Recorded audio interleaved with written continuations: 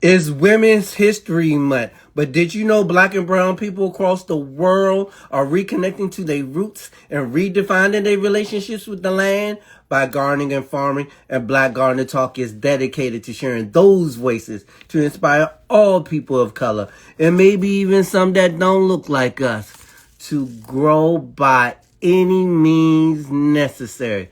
But sometimes we just need our own safe space to talk. Good morning, I'm Kamani Uncle, and this is Black Garden Talk, and my guest today is Monica Newman. All right, let's talk black. Get Monica in here.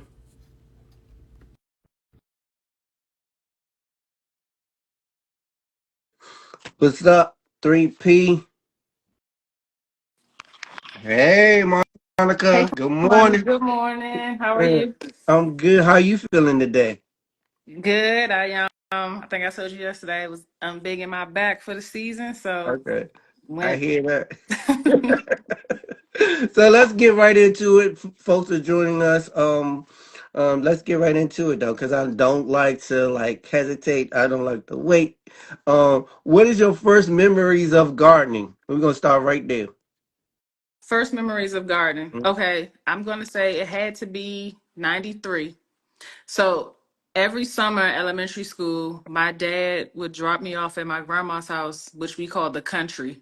So this was Warsaw, like Mount Charles, Virginia. And it felt like it would take us hours to get there, but that's my first memory. And that property is still in our family.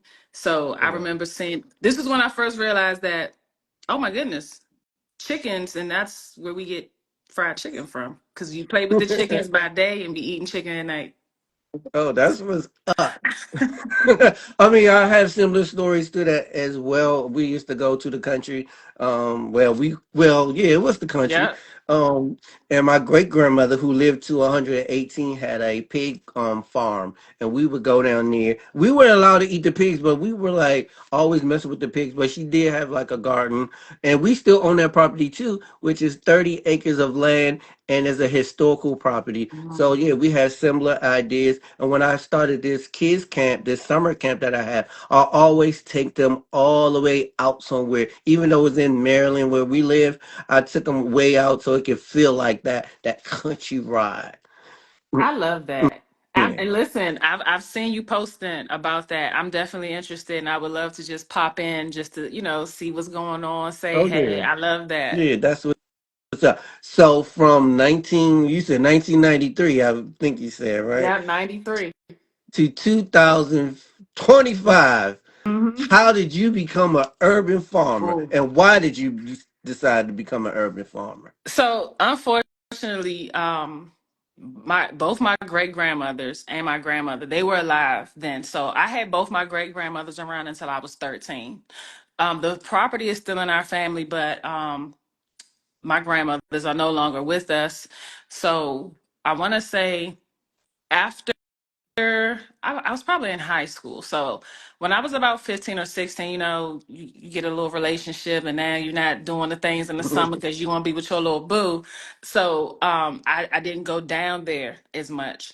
The the point for me when I got right back interested or wanting to understand more of urban agriculture was during COVID. When COVID happened, I had that time to really sit down, like open my mind, free my mind, I guess, and release myself from. I worked at NIH. I actually worked under Dr. Fauci. So I was working at NIH. It just, I just did not want to go along with some of the things that they were demanding of us. Hmm. So I said, what did my grandparents do? What did, they didn't have McDonald's. They didn't have all this extra stuff. They didn't have to, ride the metro to work every day. And that was the start. I said, you know what? Let me see what I can grow in the backyard since we have to be in the house 24/7. Let me Yeah. figure this out. So that was my reintroduction to urban agriculture, urban farming. So that's what's up. I love that story. I mean, I think everybody was gardening during COVID, but then some people fell off. But hey, they better pick it back up now. That's what I'm Absolutely. saying. What was your first garden success? So you started in your backyard, And what was your first garden success out there in that backyard? So I couldn't do but so much since I live in a townhouse, and HOA do not play. So my first success, I had actually went to the Walmart, and I got some peppers.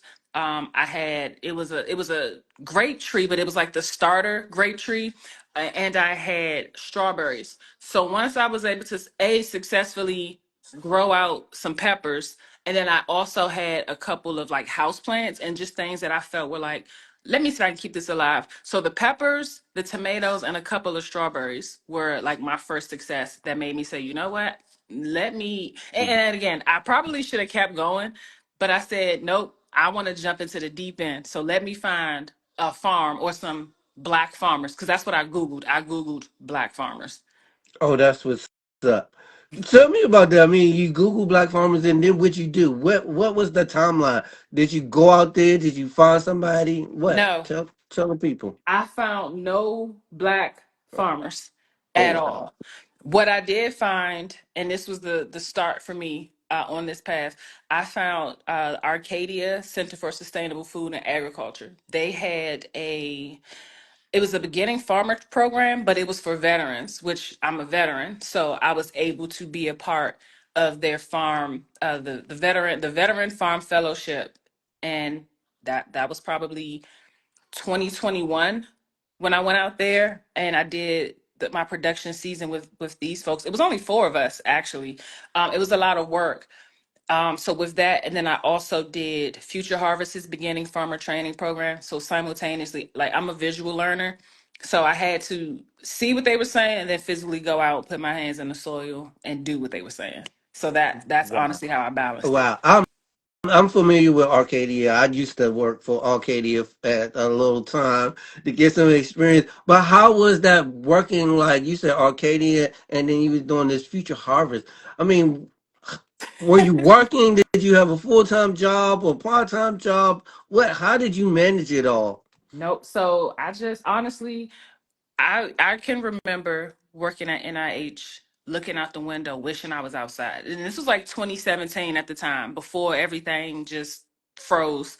So it was 2017. I remember looking out the window, just being like, "Dang, I want to be outside. Like I just want to play." Like I felt like a child at that moment. I'm like, I just want to frolic outside. Like the sun is out. I'm stuck here at a desk, and I'm just, it felt artificial, for lack of a better word. So when I came to Arcadia, this was like I said, 2021, and I had quit my job by then. I was just like, I'm not going to sign up to take any type of anything. I didn't want to. The commute was brutal. So I lived in Waldorf and worked out in Bethesda, Rockville, right? So my commute was probably 2.5 hours. I was fed up at the time, and I needed a change. Fortunately for me, like I said, I am a veteran, so I did my time. I'm still able to collect benefits, so that's how I was able to sustain myself and my family. Arcadia does pay, and again, being a veteran, there's some things that are afforded to us. So Arcadia, the military looked at Arcadia it's a training program. So I was able to receive funding as if I was going to school, which is how they looked at it. So that was really helpful. On top of they did pay hourly. It wasn't a whole lot. It was like $12, but the information that I was receiving priceless, because I was able to come back. I was able to bring my children with me, so they're learning a lot of these skills. These are our ancestral skills. So when I would be online with Future Harvest, they're listening in the background. I'm writing everything down, recording things, and sharing it. So for me, it was more so, let me get all of this information and share it with everybody I can share it with for free. So that was my thought process. Oh, that sounds amazing. I mean, but just doing the two together, I know how it is to farm. I farm in my backyard, and I know the work that you probably put in to it. Let's go back a little bit. We talked about first success, but were there any mistakes that you made prior to joining Arcadia and Future Harvest? Oh, absolutely. So again, a lot of these things I was growing, like I didn't have raised beds, it was more so like containers, planter boxes. So I have a dog. Unfortunately, he passed away, my dog Nico. Oh But no. he would go out back, and again, it was a smaller townhouse. So he's out back just lifting his leg all over the place because these things are new. And I'm just like, why is this stuff dying? Like, it was doing so good. And then I saw him and I'm like, he's peeing all over the strawberries. No wonder nothing is growing. So just even understanding that, even though these things are growing, like I said, in planter boxes, with the exception of the grape tree, my neighbor on the other side, his dog was then peeing on the fence. So we really never tasted the grapes. I knew they were good because the birds, the squirrels, like they was tearing them up. So I knew somebody enjoyed it. Yes, they got to eat too, right? Yes, let them eat. So yeah, That's that's good because you learned that the pee ain't good for you, but that well, I guess it is good in a certain way because humans are now doing human composting, and not for me, yeah. No, I'm good on that. but How do you feel about that? I'm it's not for me. I can't see me going to the party and then taking that and then flushing it out. But people are really doing that now. They say it's a good thing. So yeah, I'm not sure how you feel. You good on it? So I saw a movie. I forget what the movie was. It was about outer space. I want to say I came in on the middle part, but there was one astronaut left, and that's honestly how he sustained himself. He was going through using a compost, and again, and that's probably a little further in the conversation, but we've received a lot of volunteer things, like volunteer melons, watermelons, because we had compost piles. So things would just end up growing. I, I'm not going to say I'm not here for it. I would love to learn about it, just as, I consider myself a master student. So these are things that I would just keep in my tool belt. If, the conversation ever comes up, I would still want to know about it. I'm Okay, not going to yeah. do it right now. Yeah, I'm not gonna do it either. But 386 said he dilutes his pee with rainwater, and it really works well. So hey, y'all, we may have to get into You said high nitrogen. Listen, for sure, for sure. it. Right. Yeah. Okay. That's incredible. But I mean, I guess both. Well, I'm a life learner too, so Mhm. maybe we need to practice that. We don't know what the fertilizer or what that's going to look like 6 months from now. It could be a bag of organic fertilizer that costs like $100. Maybe then we need to start diluting our pee with the rainwater. Right. Let's get that person in here. You need to talk about that. We need a little class on that or Yeah, I something. will Let's figure have it out. 3P on real soon in April once we get through Women's History Month. This month is going to be all women farmers. Anybody that's women that's working in the AG field, it's going to be on talking talking black. That's what I'm calling it. That So part. at one point, like you said, in 1993, you visited your grandma, and then as soon as COVID hit, you started gardening. Yes. What advice would you give a new gardener that's maybe starting off now in 2025? Break it down to Hmm. me. Okay, so advice that I would give, I don't want to say try to learn everything because for me, I can get overstimulated easily. And then I don't want to say I'm gonna give up, but I'll fall back instead of immersing myself into the environment with the different communities. So one of the things that we're big on, and I say we're big on, speaking about just all of us, we're big on building community. So I would recommend that you get with a Black farmer, get with a Black organization who are doing these things, who are growing. More so, I'm going to say production, because a lot of times folks, they get into this space and they're looking for job opportunities, and to be completely honest, a lot of folks won't hire you if you do not have production farm training, some sort of education. So, um, yeah, stay. Break down production farming for folks. I Okay, mean, I know so what it is, but let's yeah, break it yeah, down to yeah, somebody for who might sure. be listening. Okay, so production farming. So Arcadia, that's my first example, and that's what I'll speak from. Okay. So nothing is for sale at Arcadia, but everything that we grow.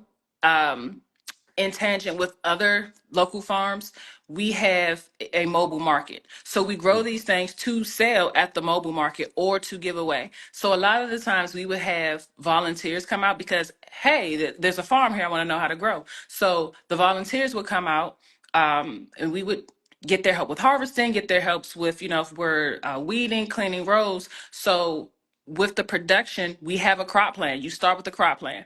So you figure out where you want your tomatoes, where you want, like prime example, these are things I had to learn too. You're not going to grow your tomatoes in the same space that you grew the previous harvest season. And then they have to be like 500 feet away so that way they don't cross pollinate, crossbreed. So we have, let's say, our first 100-foot row, that might be, let's say, garlic. So if we're growing garlic, the production farm experience will teach you how to succession plant. It will teach you when to harvest, and you actually get on the schedule. Like, man, it became so simple where it's like, okay, Tuesdays and Thursdays I'm harvesting okra. It was more so, how can I? Yes, you have a schedule that you write down, Hmm. but as you go and grow through the season, some of these things become second knowledge for you. Like, just like riding a bike, I put my bike down, I get back on my bike, and I go. Same thing with production farming. So we would grow tomatoes every Monday, Wednesday, and Thursday. We're harvesting tomatoes.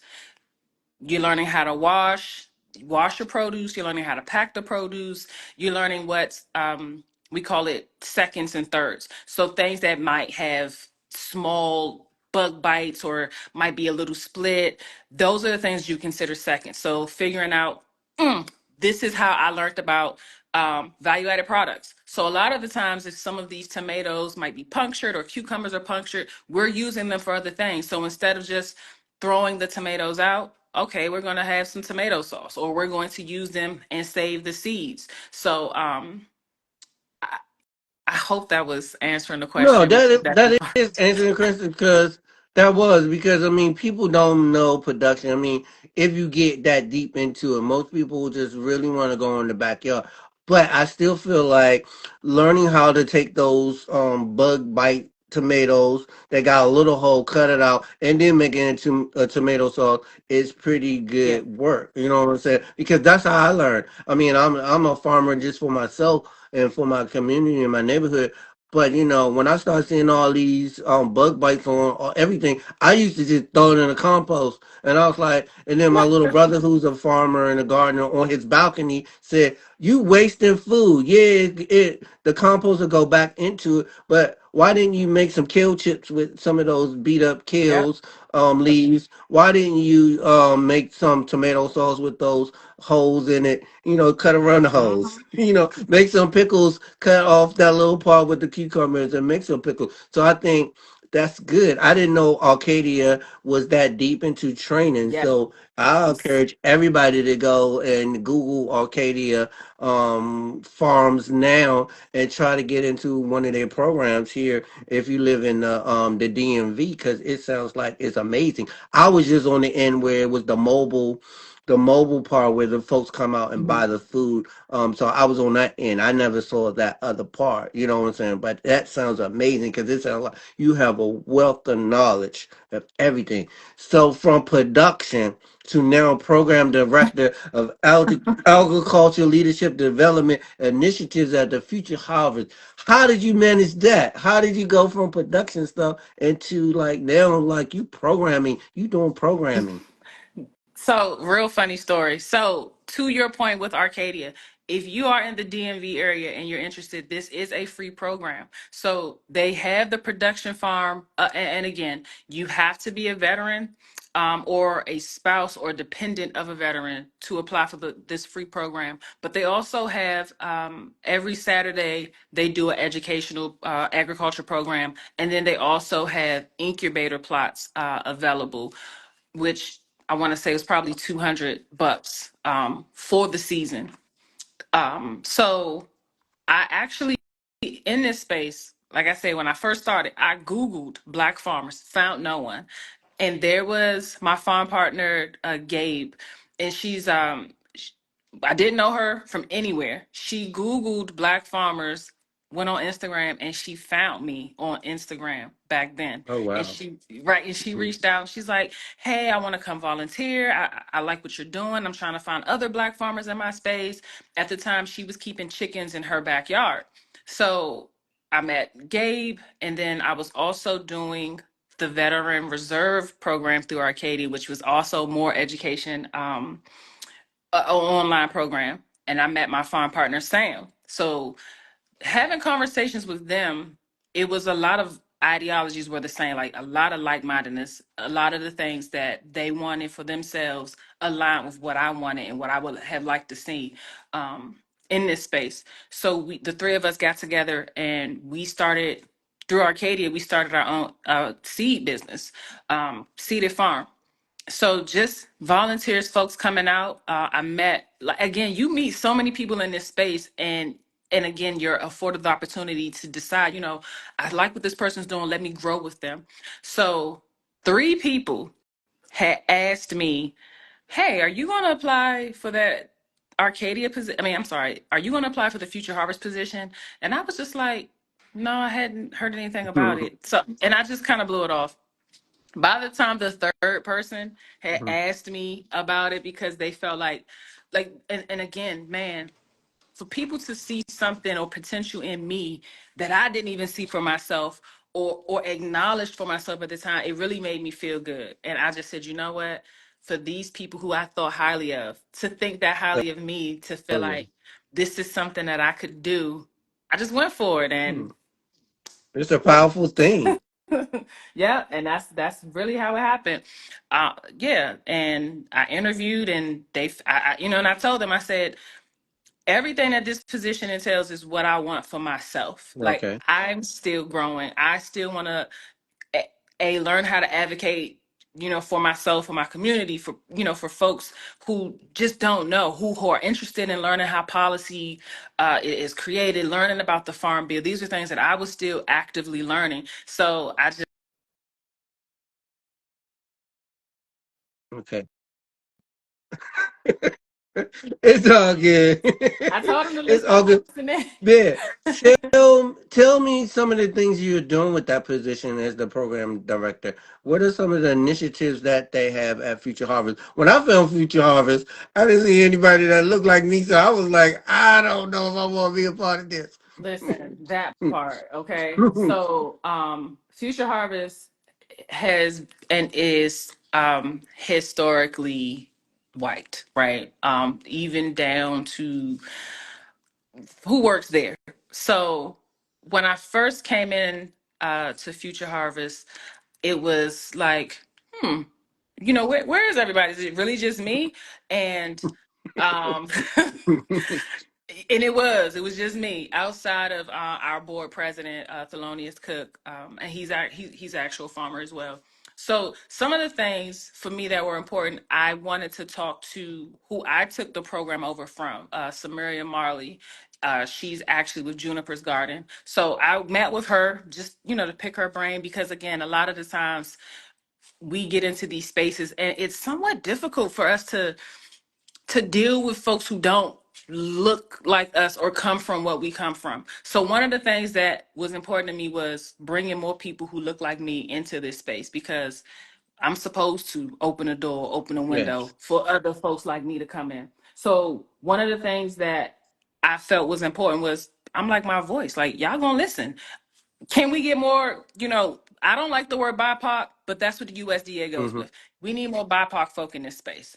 Um, I would love to see more people who look like me in this space. So we do have an indigenous woman, and we definitely hired a Black woman named Alex to help coordinate Future Harvest's conference, which just passed in January. So even like I said, with the advocacy and policy, being creative, because that sounds like a lot of going to the hill, putting on a suit, and that ain't us some of the time, especially if we're farming. What are some creative ways for us to advocate? So one of the things that I started doing was reaching out, not up, not down, but across where I'm at.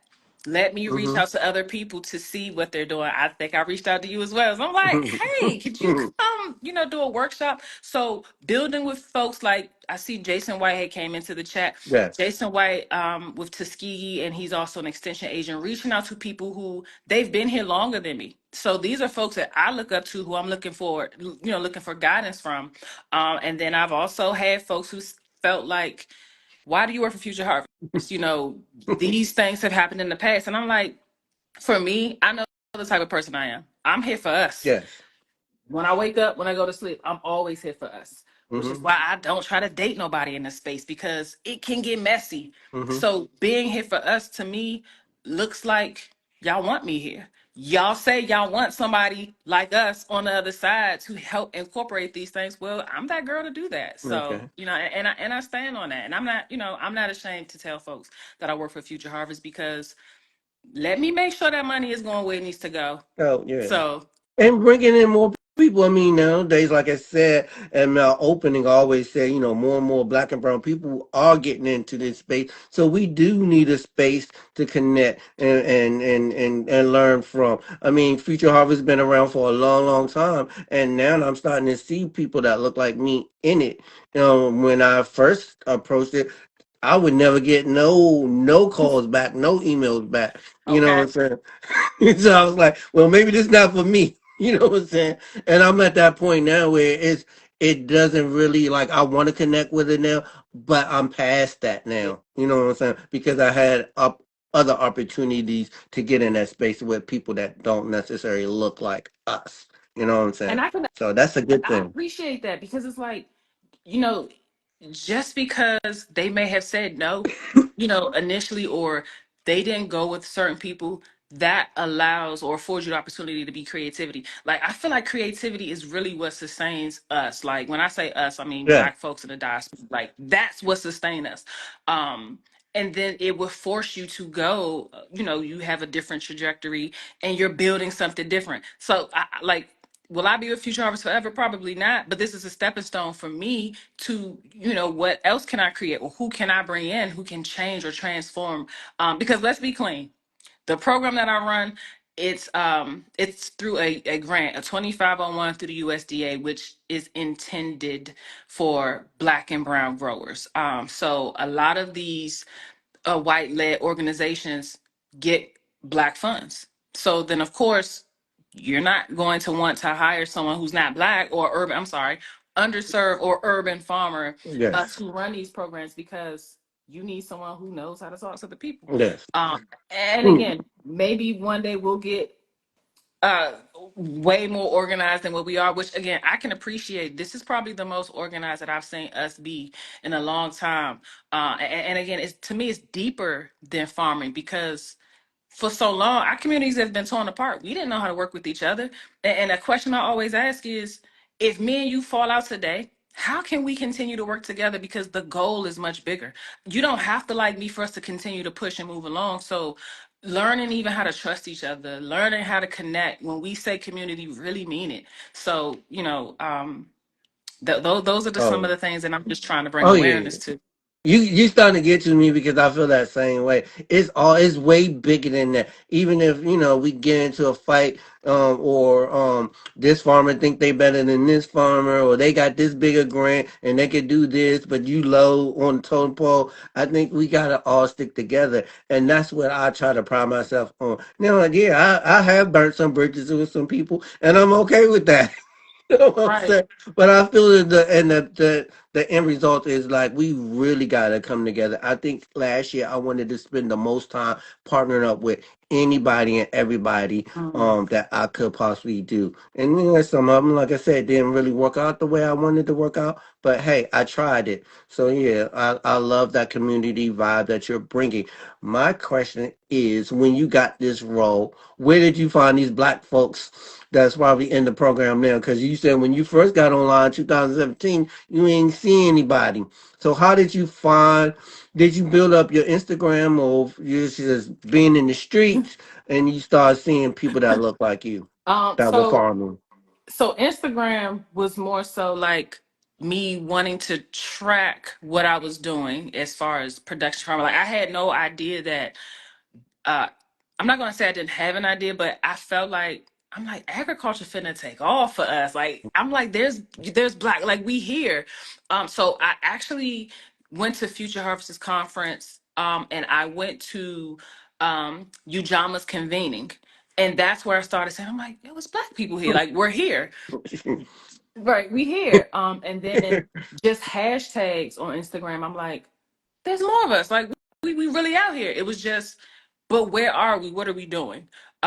So when I went to Future Harvesters conference, I probably saw 7 black people, but then I found out, okay, there's a whole other area, Baltimore, that I met Farmer Chippy, and I'm just like, yo, y'all really doing this in Baltimore is wild because if anyone's been to Baltimore, it's a lot of row houses. It's not a whole lot of, I mean, in the rural area, Hmm. there may be land, but in the urban area, no, not so much. So mixed with, like I said, I met my farm partner Gabe, who she knew folks who were, interested in farming. So we just pretty much turned it into a, hey, listen, we have to understand that a lot of the times when we get together, prime example, holidays, what are we talking about? We're not talking about building. Some of us aren't talking Yeah. about building. But when other uh, races of people get together, they're planning out what their great great grandkids are going to do, who they're going to leave this and that to. So the conversations got a whole lot different when we started coming back. So that very next year, when I went to the Future Harvest Conference, there was more black people. It was like, yo, we just showing up, and it was more so word of mouth, and it was more so, hey, who do you know? Oh, my cousin is growing. Let me put you in. So that's kind of what happened. It was just, can I give this person your number? Can I give this person your email? Hey, why don't you just come on out and learn? Like we were creating programming with Seeded Farm.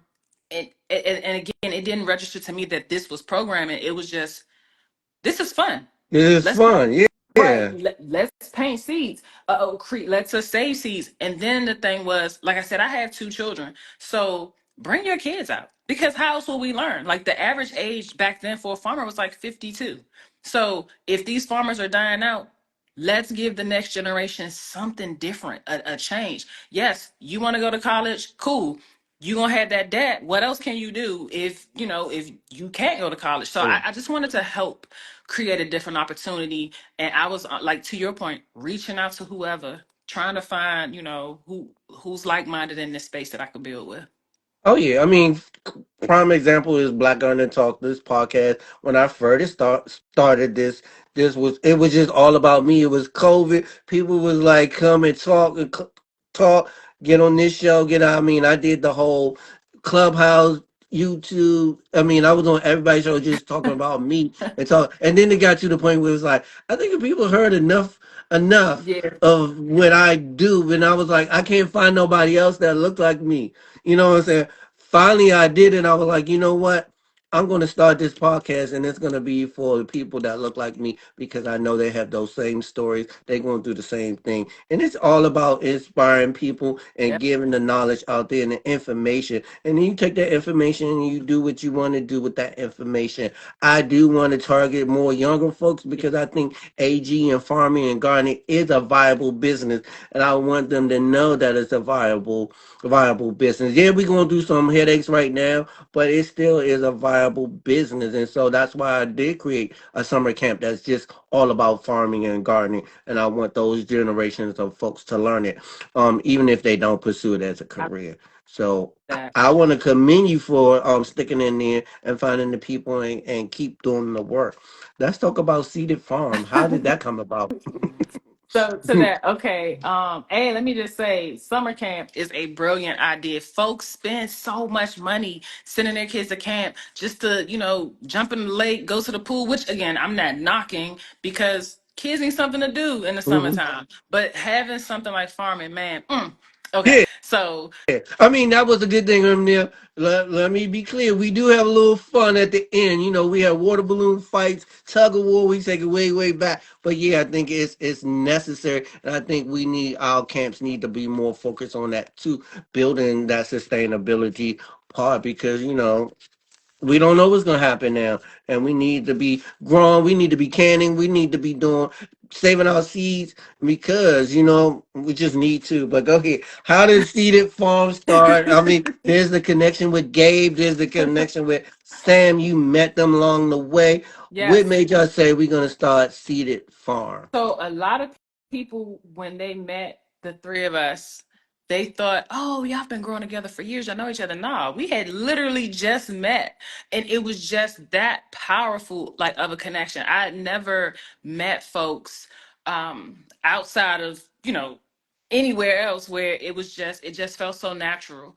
Me and Sam are veterans. We're Navy veterans. And Gabe, just a local, and I don't want to say just a local, Gabe was actually, or is actually, a microbiologist. And I don't want to get it messed up. I want to say she was a Rhodes, was she a Rhodes Scholar?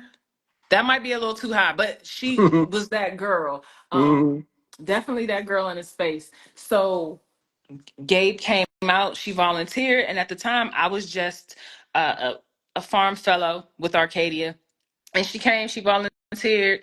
I introduced her to Sam. Sam came out and volunteered. Sam actually did the beginning, and I think it's also a veteran program at Rodale, the Rodale Institute. Okay. So he was farming there, and he came down, and we just started talking one day, and he had a relationship with Owen at True Love Seeds. Hmm. And so one of the things that we did, we decided we wanted to learn as much as we can learn. So we would go to conferences together. We would just show up to other folks' farms just to volunteer together. And then one day we're like, you know what? We should take advantage of this incubator space here at Arcadia. We would sit on the phone for hours, like Zoom, or we would meet in person, and we just started talking about a crop plan. Okay. And we decided we wanted to grow, like, we each selected like an ancestral seed, or a seed that we felt like we were connected to through our family, just through any type of readings that we any books we may have read, and that's how Seeded was Oh, born. that's what's up. So growing food now, how do you know what you want to grow? Do you survey people for the things that you want to grow for the folks? How do you manage or pick the crops that you want to grow with seeded farm and all that other things that you might be involved with? So it started with, like I said, we decided to pick an ancestral seed. Okay. So, And um, what was I, that seed? so for me, it was Cherokee purple tomatoes. Okay. Um, Growing up, I didn't really care for tomatoes, but my grandmother would always pick it off the vine and just put a little salt and just eat a tomato right there like it was an apple. Mm-hmm. Like, so that was the seed that I picked. Gabe picked Mississippi purple hall pea, and I think Sam may have picked Alabama red okra. Um, Mm. so based off of those three, it was more so, what do we want to eat? Like, what do we like to eat? So I want to say, just based off that conversation, and knowing that we couldn't grow certain things within 500 feet, that's more so how we built it. But the emphasis, like I said, for us was more so seed saving, seed keeping. So we decided to grow things that we were interested in keeping the seeds for, and things that we knew we could A, give away, Hmm. and B, if we wanted to start like a small CSA, which we did. And a lot of the times we just gave food away. Or honestly, folks would just come out and we would go harvest and throw whatever we wanted on the grill. And that's really how we did it. It's just, what do you like to eat? Oh, wow, Real that simple. sounds like amazing. Let's talk about that food stuff. So, do you have any traditional like recipes? What is something that you're cooking on the grill? So, if it was warm outside right now, and I came to Cedar Farm, so I met Monica over at the Future Harvest site somewhere, and I wanted to eat. What would you be cooking me? What would you be making me? Because I had you might be familiar with him. Mark from Dreaming Out Loud, and he said he loved the food part of growing food and stuff. What's something you would fix me? So, okay, like I mentioned, I was not a huge fan of tomatoes as a youth. And one of the things, and this is how I fell in love with tomatoes. So we were growing, this is through Arcadia. We Okay. were growing, I believe it was Chef's Kiss. They're like an orange colored tomato. Um, I want to say mountain green, and Martha Washington. They're like that's an heirloom, and it's like a really pretty, like pinkish red color. And Okay. so we would start out put one of my farm, well, he wasn't a farm partner, but one of the veteran fellows, Joel, he used to make sourdough bread. So he would bring in some fresh sourdough bread. We would take the seconds of the tomatoes, slice them up, little salt, little pepper, little balsamic vinegar, and that's Mhm. what we would eat as a sandwich. Okay. So that would be your appetizer. Let's start you Okay. with a I tomato like that. sandwich. Yep. I like that. Little arugula on top because Okay. we grew arugula, little arugula, maybe even some nasturtiums. Those are the pretty Oh yeah. flowers. They're kind of spicy. So I was like, let me find out y'all done came up with something. So that's the appetizer. Then loofah. So we grew loofah, and a lot of the loofah people don't know that's what you use to scrub your loofah scrub. But loofah is delicious on the grill. So we would get them before, what, once they're hardened, no, you're not going to eat it. So we would put some loofah on the grill. We would get some cucumbers. I'm talking some carrots, and we just sauteing it up on a grill, and that's how we would eat. A little sourdough bread on the side, and if you feeling real fancy, let's go ahead and get you. We would juice our beets. I mean, it was a whole vibe out there, and you left feeling good, and it was stuff to take home. I mean, it's a whole new world that we just have to be reintroduced to. So if you do, you decide to come out, we're gonna send you home with some seeds, you Okay. want some radishes, all that, like a little beet juice. I mean, and it was healthy. And again, Yes. it's so hot. Like at the peak of the harvest season, it is so hot. I mean, again, like, I ain't gonna hold you. We do like ribs and all that other stuff, but not when we just out on the farm. Like, let's save that for another time. But something healthy and nutritious. It was just always Oh good. yeah. I'll definitely, yeah, I love to eat. I got a big back too. But let me ask you this. Not big bag. Big bag season is crazy. And we about to come out of that season For and sure. get into, like you said, the homegrown stuff and those Mhm. vegetables in the garden. But let me ask you this question. What do you enjoy most about farming and gardening in this world of AG since you started? So I love the sun, right? I could just lay in the field and just let the sun warm me up. Like it's the best feeling. Um, it's meditative, honestly, for me. It's something about putting your hands in the soil. Like I know people say you need to wear gloves, you need to wear gloves. But a lot of times I would just put my hands in the soil, take my socks off, my shoes off, just walk through the grass. Like Hmm. I know folks feel like, oh, you're a tree hugger, but hugging a tree is really therapeutic. It's really it can take a lot of stress and anxiety away. So that part of it to me, like I said, it feels therapeutic. As a veteran, I did suffer from PTSD, and I feel like a lot of us in the diaspora, we do suffer from some sort of PTSD, be it just from our experience being Black in this world. Um, Hmm.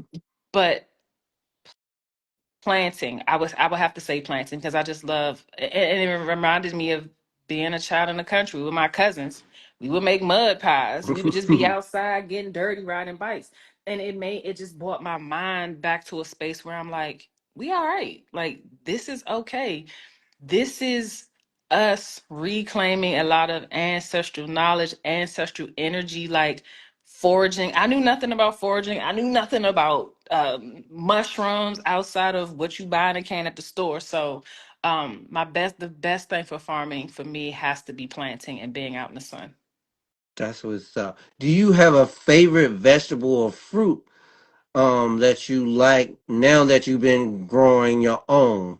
I Not a favorite vegetable like you just love, but is there a favorite vegetable you love now that you've been growing your own food? Oh, I have two, if Okay. that's okay. Yeah, So that's okay. tomatoes. When I say, listen, I stand a good Cherokee purple tomato. People feel like, oh, they don't look so pretty. They like a deep purple. How you don't like purple? Mhm. I would say for eating, definitely tomatoes. I'm sorry, that's my dog. That's okay. For He wants to yes, boy, go. He he wants to does. be on. He's getting his 15.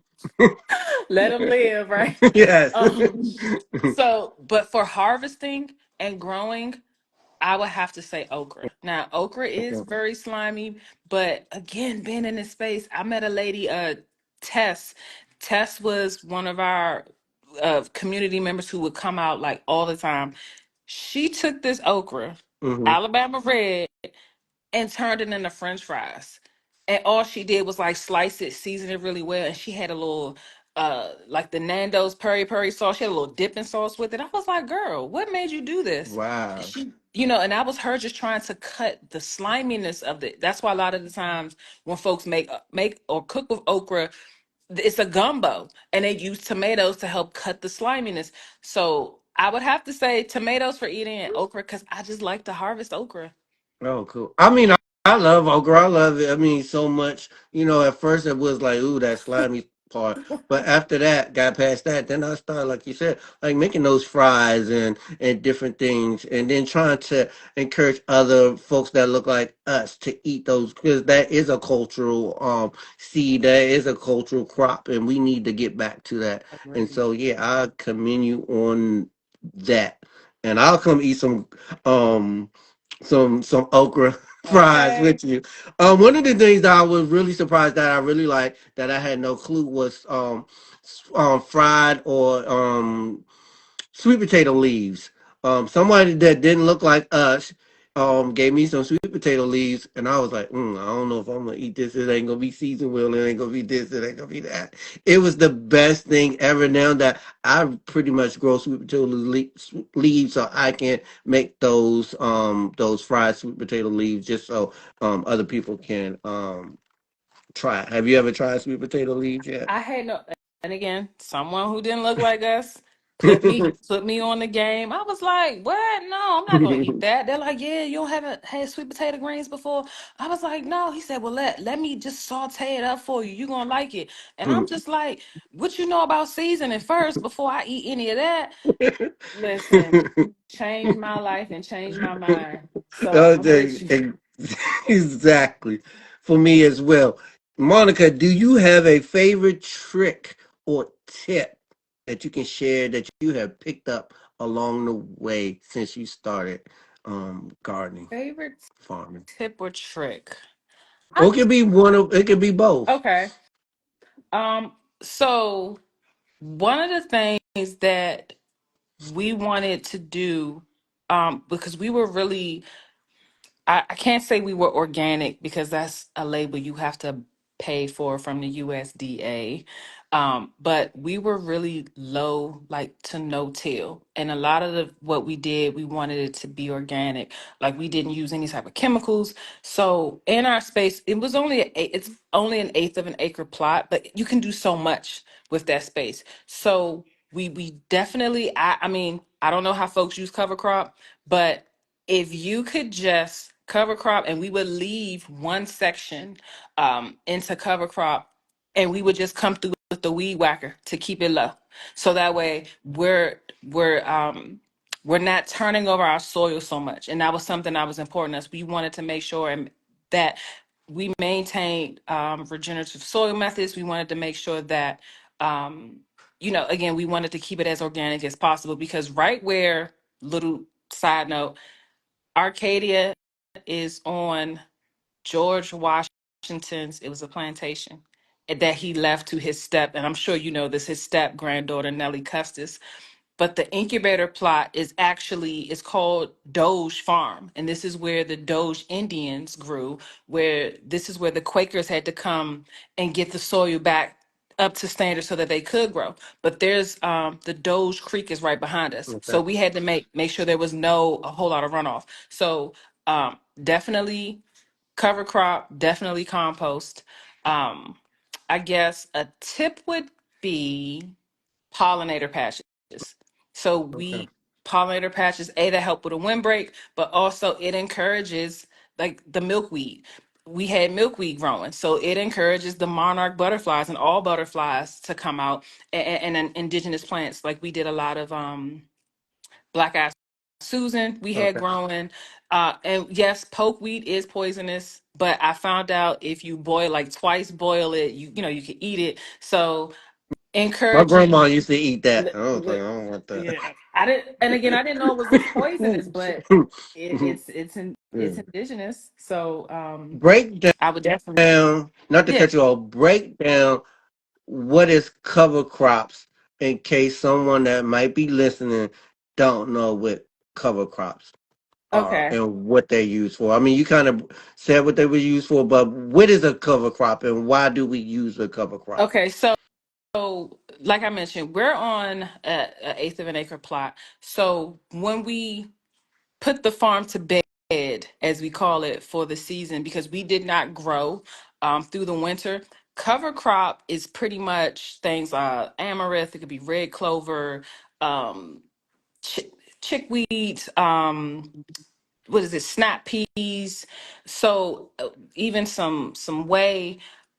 These are things that are going to help with your soil. They'll help keep your bed, help, I'm sorry, help regenerate the soil, help keep it, I want to say, healthy. But these are the things that will just grow, that you can mow Mm, down and not okay. necessarily use a tractor, or BCS. So that's what we would do. That's why I said we were low to no till. So you keep your plot, your farm, and cover crop. It's good for your soil.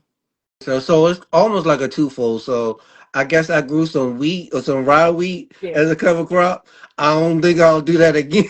But I think after I mowed it down and harvest the rye wheat, I noticed when I planted those new vegetables in that garden bed where it was that it did extremely Mhm. well. So I think it's like a good twofold for folks to do cover crops during the wintertime or right before the wintertime if they're not going to grow all year round. So to Yeah, regenerate that soil, and that's a big word now. Regenerate the soil. That's a big buzzword. it is.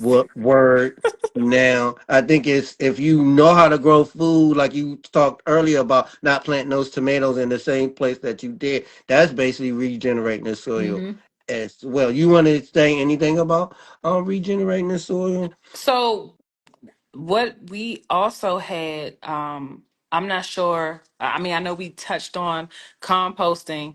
Mm-hmm. So we did use compost, but the compost was, um, it was worms. It was black. It was the black worms that they grow. So veteran compost also shares space at Arcadia. So we were able to use the worm castings, the compost with our soil. So we felt like, we were the good energy, and then having those worm castings also helped regenerate the soil. So Arcadia also used to be, I think they raised horses there. So we were always finding like horseshoes buried deep down in different places.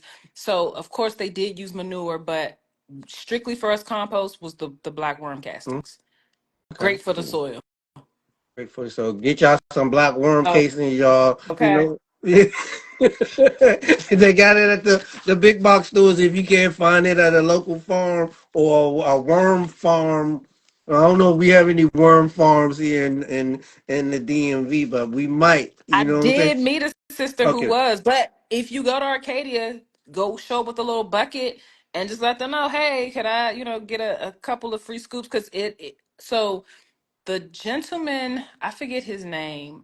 He is not a person who looks like us, but a lot of the folks that are employed there do look like us. So if you Okay. show up with your bucket at Arcadia as a volunteer, listen, you could leave with food, you could leave with seeds, you could leave with compost. You could leave with all of them if you play your cards right.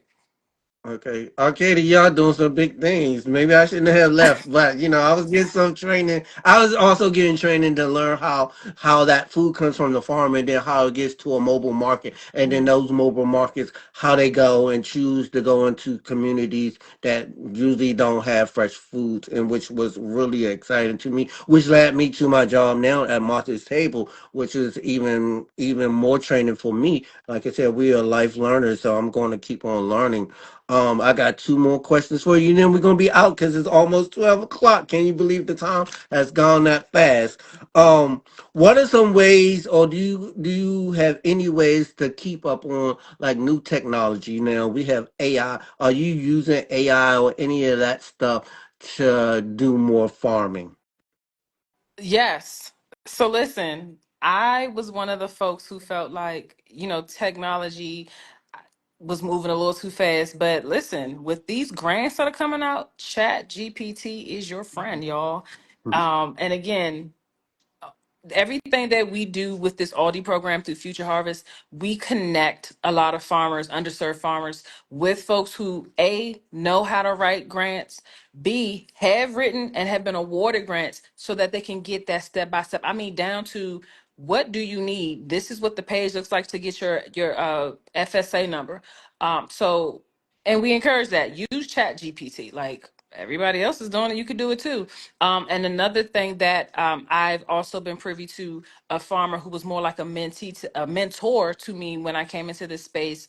He was one of the only other people who look like me who was working there. Marcus Roberson, they have a track and trace technology which helps where did the seed come from, what farm, following it through its whole life cycle. So these are things that I'm still new to it, learning about it, but I would definitely say for help writing grants you could definitely utilize Chat GPT. Okay, cool, y'all. Get on that AI stuff. I'm using it a little bit. My next way I want to use it is how to plant my seeds. I'm gonna, toy with that. Put in good way to plant seeds, or keep track of seeds. Because sometimes I just throw seeds outside.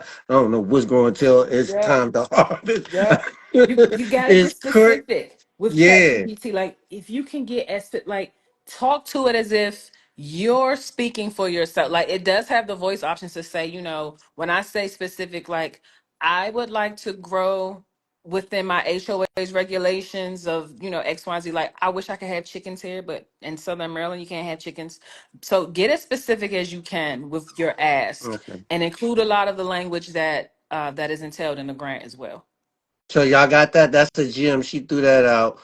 Just a little side note. Most folks don't know, but my background is in journalism. So I'm been afraid of AI a little bit because I was taught how to write first. Yeah. You know what I'm saying? But I do use it sometimes to write for Mhm. grants, and I'll write it all out in my journalistic form, and then I was like, I just simply say enhance what I wrote, and that Yeah. that pretty much works for me. My last and final question is: what is the future plans for Monica Newman, Seeded Farm, and all that good stuff? What you got going on for the future? So Let the folks know. future for me looks like continued growth. Ultimately, I would love to partner with more folks in this space. Like if we could create a farm, like a school, right? Um, For and farm I look school. at this on the scale of everybody's familiar with the Amish way of life. Women are not worried about what their children are doing because they're out there with them. Men, same thing. The young men are out there helping their fathers, and when they turn 13, I'm not saying don't take your kids to school, but all I'm saying is a lot of measuring, math, how you write, how you read. You can learn a lot of these skills through farming. It just has to be tailored a certain way. So for me, the future looks like building and creating a all-inclusive farm school, ninth through 12th.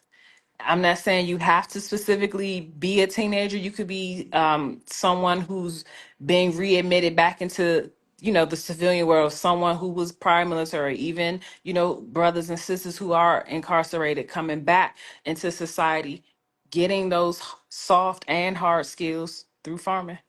That That's what I would sounds. love to create. Yeah, that sounds amazing. I was thinking about doing a homeschool type of farm school for the little ones. Hmm. I feel like if you reach the little ones before they get to that teenage stage, Oh, you yeah. might have a better chance. But I still love my teens as well. But I think if you get them around that 8, 9, 10, 11, you can get them to See, we become some should farmers. create that. You see Yes. what I'm saying? Like if you're with like-minded people, just having what should we call it? Like brainstorming, Yeah. getting together and we're just all excited and have similar ideas. We could really create anything, go after these grants together, Mm-hmm. and man, the sky's really the limit. I think that's the next thing I want to do. Not to take anything away from you. No, I get think I'm into gonna that. Get no, into I that. want to do like some type of workshop really soon where we have it's not there's black farmers and brown farmers, it's all people of color that's farming and get in a room and talk. Not talk about farming as a production thing, but farming as a way of using that, like you said, creating that home Yes. school, that farm school, maybe even creating some more grocery stores where we can come together. So that's one of the things that I want to do. Look out for that because you don't inspire me. I'm usually Oh, crying by now, but I'm not crying today. good. You're excited, right? Yeah, I'm excited. I'm hungry. You know what I'm saying? And so, not I'm hungry in the sense of like I'm hungry for information. Listen, both. I could eat and I could still learn for some information. So Yes. for sure, we should definitely like collaborate with that because I'm Yeah. excited too. Let's talk within the next week about how we can do something like that. I do have this space at my job where we could do it. And so yeah, let's do something.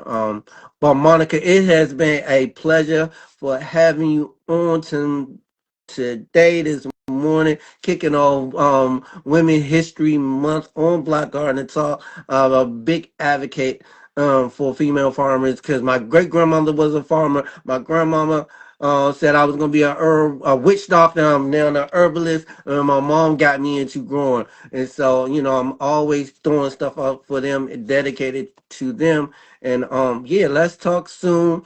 I'm gonna let you go, but I always like to leave with live your life healthy, free from negativity, and always black folks, people, we gotta stay dope. All right, Sure. Thank you. I peace. appreciate it. All Peace. right, Bye. bye.